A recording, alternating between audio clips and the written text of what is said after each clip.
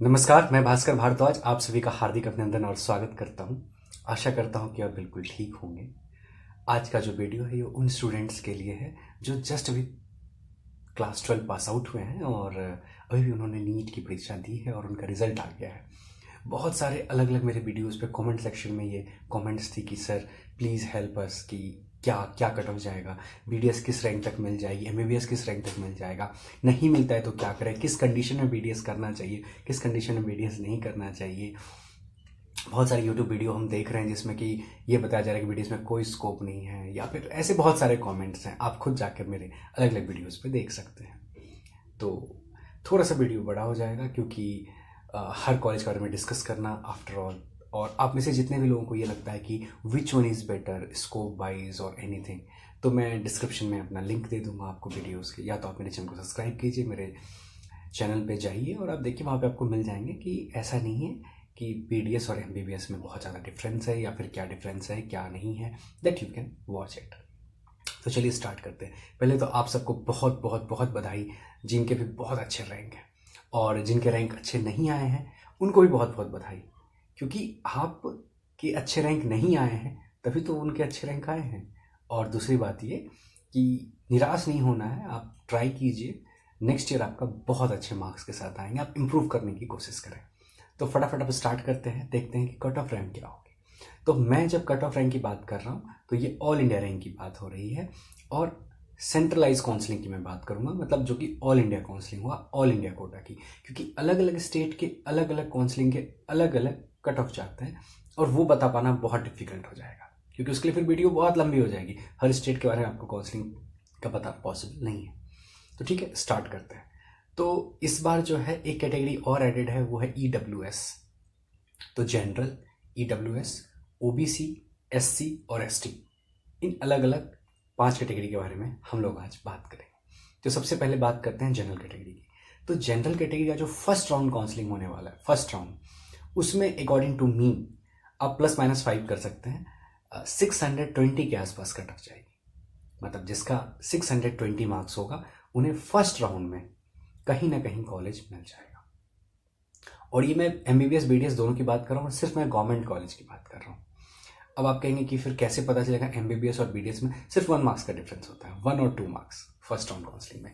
मतलब कि अगर मैं बात कर रहा हूँ 620 की, तो आप समझ लीजिए 622 पे 623 तक एमबीबीएस होगा और 620 पे आपको बीडीएस मिल जाएगा।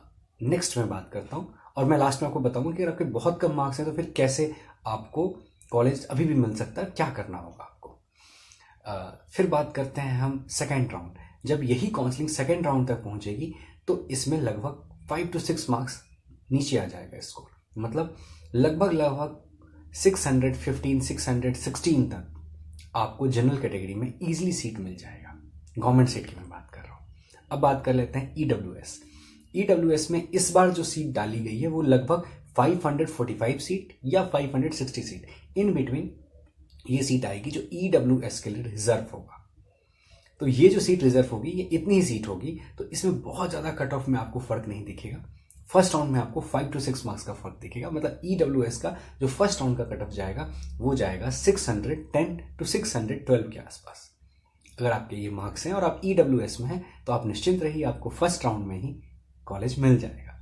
अब बात करते हैं सेकेंड राउंड का। तो जो सेकेंड राउंड का कॉलेज है वो आपको मिलेगा, इसमें से 5 और 6 मार्क्स आप नीचे कर लीजिए, मतलब लगभग 602 605 इस बीच में आपके पास है, +-5 कर लीजिएगा, क्योंकि ये डिपेंड करता है कभी कभी कि एक ही मार्क्स पर बहुत सारे बच्चे होते हैं तो वहां पर प्रॉब्लम हो जाता है। जैसे कि किसी एक बच्चे का 605 मार्क्स है, उसकी रैंक है सपोज कीजिए 12,600, आपको दूसरा बच्चा भी मिल जाएगा जिसका कि सेम मार्क्स होगा, उसका रैंक होगा 12,700, मतलब 100 बच्चे एक ही रैंक पे थे, एक ही मार्क्स पे थे, सॉरी। तो नेक्स्ट बात करते हैं ओबीसी। तो जो अगर आप ओबीसी में जाएंगे तो जनरल और ओबीसी में फिर आपको 5 to 6 मार्क्स का डिफरेंस देखने को मिलेगा। मतलब अगर आपका फर्स्ट राउंड काउंसलिंग है और अगर आप ओबीसी कैटेगरी से बिलोंग करते हैं तो आपका मार्क्स 607 to 608 के आसपास है, तो आपको फर्स्ट राउंड में इजीली कॉलेज मिल जाएगा। अब बात करते हैं, अगर आपका सेकेंड राउंड की बात करें तो 597-96 के आसपास आपको कॉलेज मिल जाएंगे। अब बात कर लेते हैं एससी कैटेगरी की। अगर आप एससी कैटेगरी से बिलोंग करते हैं तो आपको 520 पे इजीली ऑल इंडिया कोटा से कॉलेज मिल जाएगा। 520 पे। और नेक्स्ट जो सेकेंड राउंड काउंसलिंग होगा उसमें आपको 500 के आसपास पे कॉलेज मिल जाएगा। मतलब आपका एक रेंज होगा 500 to 520 के बीच में अगर आ रहा है और आप एससी कैटेगरी से बिलोंग करते हैं तो आपको ईजिली कॉलेज अवेलेबल हो जाएगा। There is no issue in that, आपको कॉलेज आराम से मिल जाएगा। अब बात करते हैं एसटी कैटेगरी की। एसटी कैटेगरी का जो कॉलेज होगा आपको 490 पे आपको फर्स्ट राउंड में एसटी कैटेगरी में ईजिली कॉलेज मिलने के चांसेस रहेंगे। और सेकेंड राउंड में आप जाइएगा तो ये कट ऑफ 10 मार्क्स तक नीचे गिरेगा 480 तक। मतलब ये है कि किसी भी कैटेगरी से आप बिलोंग करते हो, अगर आपके 480 प्लस मार्क्स हैं तभी आपको गवर्नमेंट कॉलेज मिलेगा। अब बात कर लेते हैं कि एमबीबीएस के बाद बीडीएस हमारे पास सेकंड ऑप्शन बन जाता है। तो मैं आपको एक सजेशन दूंगा कि जो सेंट्रल यूनिवर्सिटी है उसमें आप ट्राई कीजिए, क्योंकि जो सेंट्रल यूनिवर्सिटी होता है उसमें एक स्पॉट राउंड भी होता है काउंसलिंग। और सेंट्रल यूनिवर्सिटी के बहुत सारे फायदे होते हैं। सेंट्रल यूनिवर्सिटी इंडिया में जो बीडीएस करवाती है अकॉर्डिंग टू माय नॉलेज वो 3 है। एक तो आपका है BHU, दूसरा है आपका AMU और एक है faculty of dentistry Jamia Millia Islamia new Delhi. आप इन तीनों को जरूर अप्लाई करें क्योंकि इनके कट ऑफ थोड़े नीचे जाते हैं। रीज़न ये होता है कट ऑफ नीचे जाने का क्योंकि इनके पास जो सीट्स होती है वो कंप्लीट ऑल इंडिया बेसिस पे होती है। मतलब फॉर एग्जाम्पल कि आप राजस्थान से बिलोंग करते हैं तो वहां पर जो डेंटल कॉलेज होगा उसमें सपोज कीजिए कि 50 सीट है गवर्नमेंट कॉलेज में, तो सिर्फ उस 50 का 20% सीट या 15% सीट ही तो जा रहा है ना ऑल इंडिया कोटा में, बाकी सारे सीट स्टेट कोटा में चले जाते हैं तो नंबर ऑफ सीट्स कम हो जाती है। बट वहीं इन सारी यूनिवर्सिटी में स्टेट कोटा में कोई भी सीट नहीं जाती है। For example faculty of dentistry Jamia Millia Islamia, इसमें टोटल 50 सीट है। ये 50 सीट टोटल का टोटल ऑल इंडिया कोटा में है। मतलब कि ये किसी भी स्टेट के साथ शेयर नहीं करेगा अपना सीट, सारे सीट ओपन होंगे और वो सारे के सारे ऑल इंडिया कोटा में होंगे। यहाँ पे एक अलग अलग रिजर्वेशन पॉलिसीज भी चेंज होती है। जैसे for example Jamia Millia Islamia faculty of dentistry में एससी कैटेगरी में कोई सीट नहीं आती है, एसटी कैटेगरी में कोई सीट नहीं आती है, तो कंप्लीटली सारी की सारी सीट जनरल कैटेगरी की ही होती है। तो आप यहाँ पर बहुत ईजिली जा सकते हैं। आपके थोड़े मार्क्स अगर कम भी हैं तो आपको कहीं और अगर बीडीएस नहीं मिल रहा है तो आपको यहाँ पे मिल जाएगा, आपको एएमयू में मिल जाएगा, आपको बीएचयू में मिल जाएगा। चांसेस बहुत ज़्यादा हो जाते हैं। और सेंट्रल यूनिवर्सिटी में पढ़ने का खुद एक बहुत बड़ा बेनिफिट होता है कि जब आप इंटर्नशिप में जाते हैं तो पूरे इंडिया में सबसे ज़्यादा स्टाइपेंड आप ही को मिलता है। इट्स नियरली 25,000, 26,000, 27,000 डिपेंडिंग अपॉन कि उसमें कौन सा ग्रेड पे चल रहा है। तो महीने के आपको 25,000, 26,000, 27,000 रुपये आपको ये मिलते हैं। और साथ में फैसिलिटीज़ बहुत ज़्यादा होती है क्योंकि सेंट्रल गवर्नमेंट की कॉलेज होती है, गवर्नमेंट ऑफ इंडिया की कॉलेज होती है, तो इनको फंड्स ज़्यादा मिलते हैं, ये अच्छे लोकेलिटी पे होते हैं, इनका एक अलग थोड़ा इंफ्रास्ट्रक्चर होता है और वो बहुत सारे अच्छे अच्छे फ़ायदा मिलेंगे। तो आप चाहें तो BHU, AMU और जामिया मिलिया इस्लामिया में आप अप्लाई कर सकते हैं अगर आपको कहीं और नहीं मिल रहा है। जिनके मार्क्स भी जनरल कैटेगरी में 590 के आसपास है, मैं उनसे अनुरोध करूंगा कि आप चॉइस में फर्स्ट काउंसलिंग में ही BHU, AMU और जामिया को टॉप कैटेगरी में रखें। जामिया को इसलिए ऊपर रखने की मैं कहूँगा, आपको मैं पर्सनली हिदायत दूंगा क्योंकि ये दिल्ली में है, आपको और भी बहुत चीज़ों का एक्सपोजर मिलेगा यहाँ पे। अब आप AMU जाइएगा तो अलीगढ़ है और मैं ये नहीं कह रहा हूँ खराब है, लेकिन अच्छा है, बट वहाँ पे थोड़ा सा एक्सपोजर कम मिलेगा आपको। यहाँ पर आपको सब कुछ ज़्यादा सीखने को मिलेगा, सब कुछ ज़्यादा अच्छा है। आप BHU में ट्राई कीजिए तो फर्स्ट ऑप्शन पे कोशिश कीजिएगा कि आप जामिया को रखें, faculty of dentistry Jamia Millia Islamia. और अब बात कर लेते हैं उन बच्चों की जिनका कहना है कि सर मेरे मार्क्स 500 है और मैं जनरल कैटेगरी में हूँ। तो मैं आपसे अनुरोध करूँगा कि आप बहुत ही करीब हैं मंजिल के, आप थोड़ा सा वर्क हार्ड कीजिए, आपको मिल जाएगा कॉलेज नेक्स्ट ईयर। और आपको लग रहा है कि नहीं मुझे इसी साल चाहिए और मुझे MBBS या BDS में लेना है, तो प्राइवेट कॉलेज के लिए मैं आपसे अनुरोध करूँगा कि MBBS वर्थ इट नहीं है। क्योंकि आज के टाइम पे प्रॉब्लम ये हो गई है कि पहले MBBS की जो सीट्स थी वो थोड़ी सस्ती थी, मतलब प्राइवेट कॉलेज की फीस कम थी। अब जो है प्राइवेट कॉलेज की फीस बहुत ज़्यादा हो गई है। आप किसी भी MBBS के लिए चले जाएं, किसी भी कॉलेज में, चाहे वो साउथ इंडिया में हो चाहे वो नॉर्थ इंडिया में हो, किसी भी कॉलेज का फीस जो स्टार्टिंग होगा, जो मिनिमम फीस होगी भी इंडिया में, जो एज पर माई नॉलेज वो है 65 लाख रुपीज़। 65 लाख रुपए आप खर्च कर रहे हैं MBBS करने के लिए, सिर्फ फीस में आप दे रहे हैं। इसके अलावा आपके हॉस्टल चार्जेस हैं और भी बहुत सारी चीज़ें होती हैं। It's 80 lakh rupees. तो क्या 80 लाख रुपए दे करके MBBS करना वर्थ इट होगा? 80 लाख रुपीज़ आपने इन्वेस्ट कर दिया तो आज के टाइम पे ही UG डिग्री की कोई वैल्यू नहीं रह गई है। मतलब मेरे कहने का इसलिए वैल्यू नहीं रह गई कि हर कोई PG चाहते हैं कि हाँ मुझे PG सीट चाहिए। फिर अगर आप MBBS कर रहे हो ऐसे कॉलेज से, तो क्या चांसेस है, 1% सिर्फ चांसेस रह जाता है कि आपको गवर्नमेंट में वापस से मिल जाएगा PG सीट। बहुत रेयर चांस हो जाता है। तो फिर आप अगर PG भी करते हैं प्राइवेट कॉलेज से, इट्स कॉस्ट अ लॉट। तो ये आप देख लीजिए। उनके लिए मेरा सजेशन है कि इससे बेटर आप BDS के लिए जाइए, अच्छे कॉलेज में जाइए।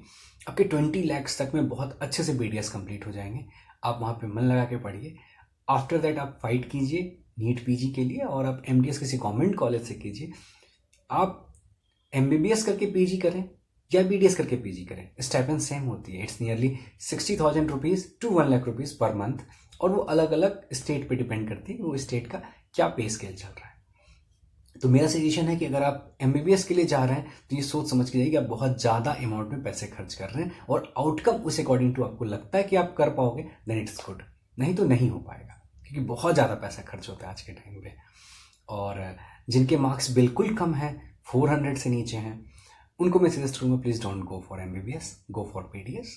अगर आपको लग रहा है कि हमको इसी साल एडमिशन लेना ही है तो प्लीज़ BDS के लिए जाइए, MBBS के लिए मत जाइए। फिर वही है, वेस्टेज ऑफ मनी होगा आपका, वहाँ भी आप लैग करोगे बहुत ज़्यादा, और काफ़ी ज़्यादा टाइम आप ले लोगे निकालने में, और बहुत ज़्यादा आपको पैसे खर्च हो जाएंगे, और वो वर्थ इट नहीं होगा। मेरा आप सबसे अनुरोध है, जिनका भी 500 प्लस मार्क्स है वो प्लीज़ फाइट करें, और आप लोग एक्टिव रहिएगा। जब ऑल इंडिया काउंसलिंग फिनिश हो रहा होगा तो उसमें एक स्पॉट राउंड आएगा, जैसे कि आपका जामिया में, BHU में, AMU में, ये कभी कभी ऑफलाइन भी करवाते हैं। तो आप बिल्कुल एक्टिव रहिएगा और इन सब जगहों पे अप्लाई जरूर कीजिएगा। आपको कहीं ना कहीं सीट्स मिलने के चांसेस होंगे। अगर आपके 570 तक भी मार्क्स हैं, 570, 580 तक है, आप जनरल या OBC कैटेगरी में आ रहे हैं, तो प्लीज़ ट्राई कीजिएगा कि आप इन तीनों यूनिवर्सिटीज़ में ज़रूर अप्लाई करें। आपके फर्स्ट राउंड में तो चांसेस नहीं है, सेकंड में भी चांस नहीं होगा, बट लास्ट राउंड तक में मे बी आपको चांस मिल जाए और आप आ जाएं इस कॉलेज में, क्योंकि इन सब कॉलेजेस में सीट्स काफ़ी ज़्यादा होती हैं और एक भी सीट स्टेट कोटा में नहीं जाती है। ये सिर्फ बेनिफिट मिलता है, बाकी तो सारे जगह पर स्टेट और सेंट्रल कोटा में डिवीजन कर देते हैं। मतलब सेम कॉलेज में 50 सीट है तो 10 सीट चला जाता है ऑल इंडिया कोटा में, 40 सीट पड़ता है स्टेट कोटा में, तो सीट कम हो जाती है, इस वजह से वहाँ पे कट ऑफ हाई हो जाता है। और यहाँ पर सारी की सारी सीट्स जो होती है वो ऑल इंडिया कोटा से होती है। तो आप सबको मेरा बहुत बहुत बहुत बहुत सारा धन्यवाद, और साथ ही साथ आप सबसे मेरा अनुरोध है कि जिनके भी 500 प्लस मार्क्स हैं, प्लीज़ एक बार और फाइट कीजिए। आप जरूर कर लेंगे, ऐसा कुछ नहीं कि आप नहीं कर पाएंगे, कहीं ना कहीं कुछ ना कुछ कमी रह गई होगी, इसलिए आप 500 के आसपास है। थोड़ा सा मेहनत कीजिएगा, थोड़ा सा, सिर्फ 100 मार्क्स आपको और इंक्रीज करना है, मतलब 25 क्वेश्चन सही करने हैं, और या फिर अगर आपने नेगेटिव किए तो 10-15 नेगेटिव कम कर दो, तो सिर्फ आपको 15 क्वेश्चन और ज़्यादा करने हैं, 16 क्वेश्चन, और आप बिल्कुल सही जगह पे आ जाओगे। तो प्लीज़ आप फाइट कीजिए। ऑल द बेस्ट उन सबको जिनको इस साल कॉलेज मिलने वाला है, और ऑल द बेस्ट उनको भी जिन्हें कॉलेज नहीं मिल पा रहा है। बट डोंट वरी, आप फाइट कीजिए, या तो एडमिशन ले लीजिए प्राइवेट कॉलेज में, नहीं तो एक बार आप फाइट कीजिए, नेक्स्ट ईयर आपको मिल जाएगा कॉलेज, और नेक्स्ट ईयर नहीं मिलता है तो फिर आपको अफसोस नहीं होगा कि मैंने ट्राई नहीं किया। Just try and go for it, आपका ईजिली एडमिशन हो जाएगा। और आप सब मुझे कमेंट में ज़रूर बताना कि आपके कितने रैंक हैं, आपको कौन सा कॉलेज मिला है, और ऑल द बेस्ट सबको। Thank you so much.